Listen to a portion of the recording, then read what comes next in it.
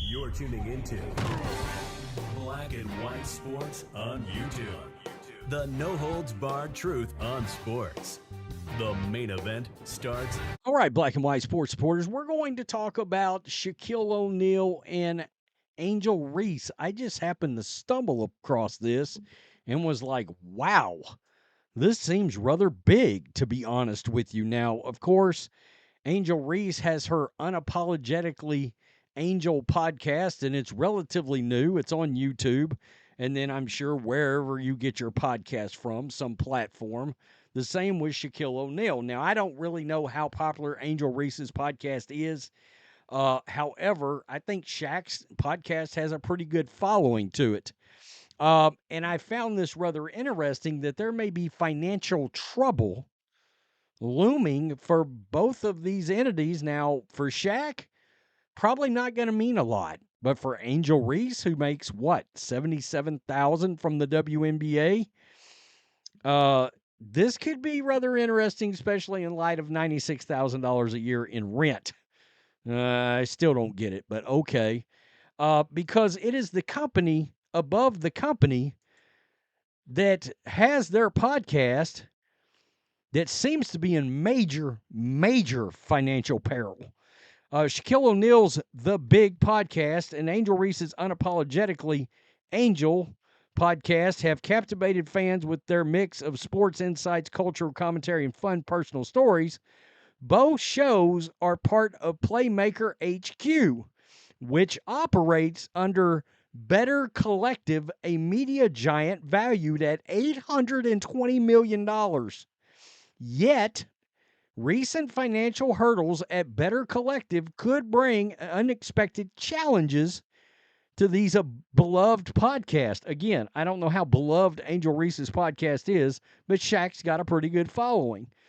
In late October, Better Collective announced over 100 layoffs, citing challenges in the U.S. and slower growth in Brazil. This announcement led to a staggering 36.5% drop in the company's stock. Wow.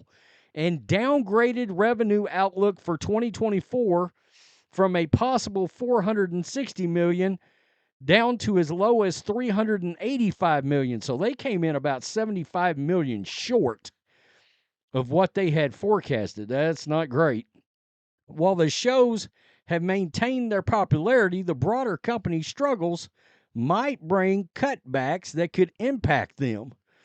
According to Social Blade, the Big Podcast with Shaq generates anywhere from $9,700 to $155,800 annually from YouTube views alone. Again, that's not where the money's made on that.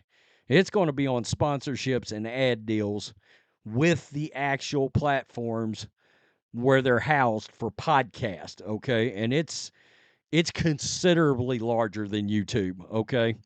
However, for O'Neal, these figures are just a small part of his income, which is largely bolstered by sponsorships and ad deals.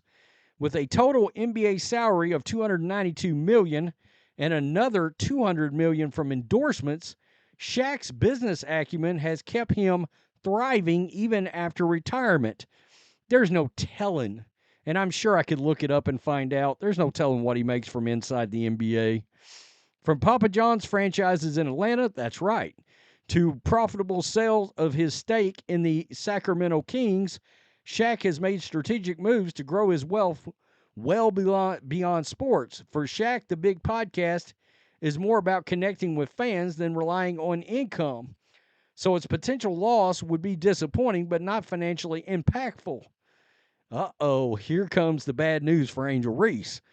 In contrast, Unapologetically Angel plays a more essential role in WNBA star Angel Reese. I'm sure in the income is what that's supposed to say.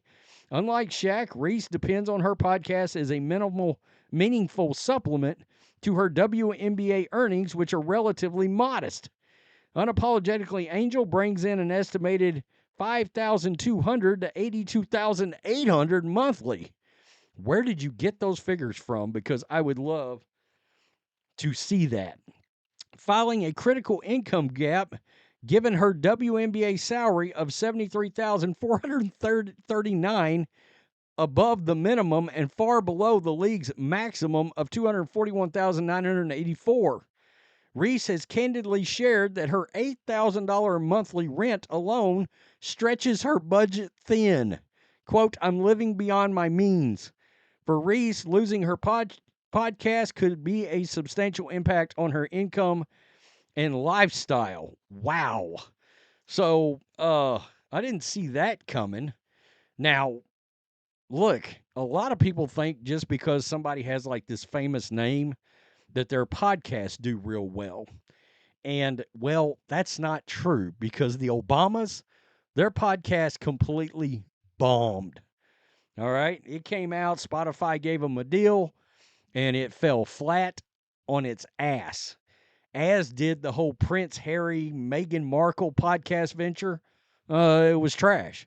Nobody listened to it. And look, regardless of the name, if nobody is tuning in to listen to the actual podcast, and more importantly, listen to it all the way through, okay, the most important part, and we put our content up on podcast, the most important part is the ad revenue towards the middle of podcast. So if you got an hour and a half long show, the most valuable real estate is right around the 45-minute mark. Okay, 30 to 45-minute mark. If it's 2 hours, around an hour. So audience retention is very important there as well in order to get the best ad rates. But it seems like the company that I guess is the headquarters of the podcast or maybe helps put together the podcast, market it, all that kind of thing, it's not that particular company that's in trouble. It's the one that owns that company that is in major trouble. And yeah, for Shaq, that thing could completely disintegrate. The Death Star could shoot Shaquille O'Neal's podcast and it wouldn't make a dent in the kind of money he makes. Angel Reese, on the other hand, there's no way that wouldn't be felt, I'm sure. Now, again, maybe nobody listens. I often wonder when I'm doing videos about a clip or something that came out of that podcast, is it the clips that show up on X that are actually getting the views and not the actual podcast, not on YouTube, but wherever the podcast actually is housed or headquartered? In other words, the actual audio of the podcast. How is that thing doing? Because that's the important part, okay? It's not the YouTube views that's coming off of it. Sure, if she's getting, 8 million views a month, that's substantial on YouTube. Sure it is. 5 million, pretty good, right? Especially for somebody like her making a WNBA salary. Real good. But look, if she's not getting that, that's going to be a major problem because I will tell you this. Our podcast listens are not nearly what our YouTube views are. And that's just because we're not in a typical podcast format. Me and John don't sit down for 2 hours a week and make a podcast. If we did, our listens would go way up. But that's not where we're centered. That, and I'm sure there's a dip in the audio listens during the non-WNBA season. That's interesting. I found that interesting that there could be some financial issues on the horizon for one Angel Reese. How many cereal boxes can you hawk out there to pay that $8,000 a month rent? Tell me what you think. Peace. I'm out. Till next time. Thanks for watching the show. Be sure to like, comment, and subscribe. Be sure to tune in next time on Black and White Sports.